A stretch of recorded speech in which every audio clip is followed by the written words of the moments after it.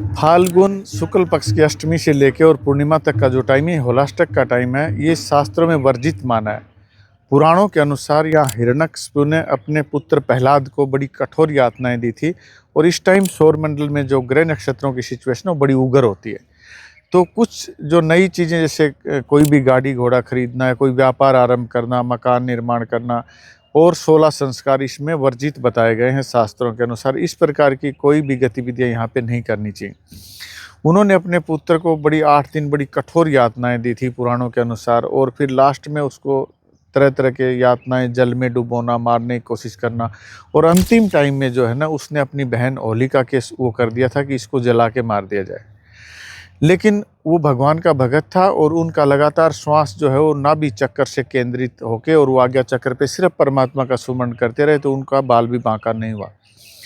शास्त्रों के अनुसार इन 8 दिनों में जितनी भी नेगेटिविटी होती हैं, जिसमें ब्लैक मैजिक हो गया, कोई किया कराया हो गया, कृतम दोष हो गया, भूत प्रेत व्याधि होगी, क्योंकि यहाँ तमस प्रभाव होता है तो हमारी मनोदशा जो बड़ी व्याकुल, दुखी, द्रवित होते हैं इंसान, तो ऐसे जो हम पूजा पाठ करें उसको हमें 5 गुना कर देना चाहिए।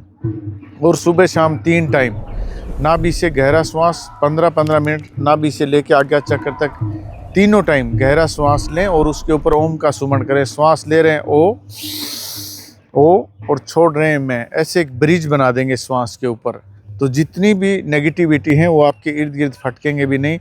और जो तमस के कारण मन दुखी है, भय है, डर है, चिंताएं हैं, उदासी, अकेलापन, इस टाइप की विस्मृति जो होती हैं, उनके निराकरण के लिए जो है ना, इससे बड़ा कोई भी तांत्रिक और कोई भी शास्त्रीय प्रमाण नहीं है। तो श्वासों का ध्यान करके और इन नेगेटिव चीज़ों का, कोई भी 16 संस्कारों में से कोई काम यहाँ पे नहीं करना चाहिए, नहीं तो उसके नेगेटिव रिजल्ट आएंगे। कोई भी कार्य आरंभ करना, और विशेषकर इन 8 दिनों में गर्भाधान भूल के भी नहीं करना। यदि यहाँ गर्भाधान होता है तो वो जो संतान होती है वो रुग्ण, अल्पायु और पूरी उम्र जो है वो दुख और विषाक्त मनोदशा के साथ जीता है इंसान। और उसमें ज़्यादातर ये विषैलु जो इस वक्त सौरमंडल के जो ग्रह नक्षत्रों का जो प्रभाव होता है, वो जो रेत जमीन पे गिरती हैं उससे नेगेटिव मनोदशा तैयार होती है। क्रोध, बेचैनी, भय, चिंता, उदासी, अकेलापन, ईर्ष्या, अहंकार। तो ऐसी सिचुएशन में कभी भी गर्भाधान, 16 संस्कार और नया काम वर्जित बताया गया। सिर्फ परमात्मा का सुमरण और जो पूजा पाठ कर रहे हो, इसको आप कम से कम भी 5 गुना बढ़ा दो, और सिर्फ गायत्री का सुमरण या हनुमान चालीसा जो नियमित चीज़ें आप करते हैं, और नाभि से निरंतर आप श्वास लेंगे आज्ञा चक्र तक, तो किसी प्रकार की कोई भी आपके जीवन में जो है घटनाएं नहीं घटेंगी, और कोई भी चीज़ आपके ऊपर तांत्रिक या तामसिक चीज़ें असर नहीं करेंगी।